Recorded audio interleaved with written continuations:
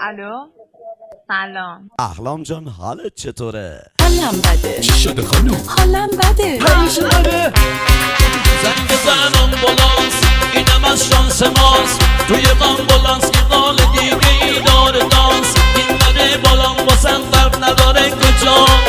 دکتر قرش بده یکم برقص برام. گیجه گیجه گیجه گیجه میخورم جلو جلو. فکر کنم قرار امشب به تو بسپارم دلو.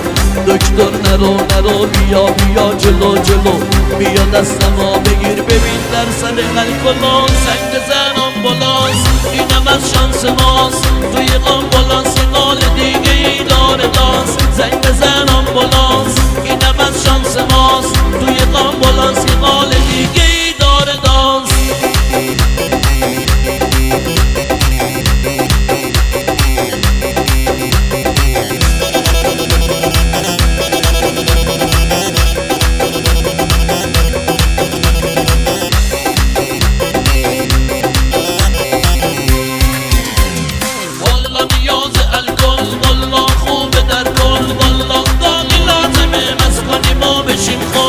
نمیدونم این آقا دکتر یا کلانتره. داره ما رو سمت درمونگاه یا پاسکا میبره. میخوریم و هی میگیم این دیگه پیک آخره.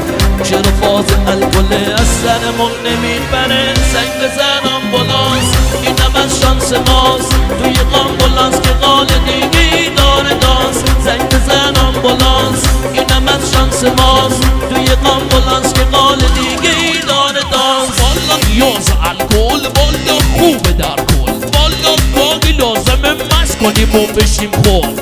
نمیدونم این آقا دکتر یا کلانتره. داره ما رو سمت درمونگاه یا پاسکا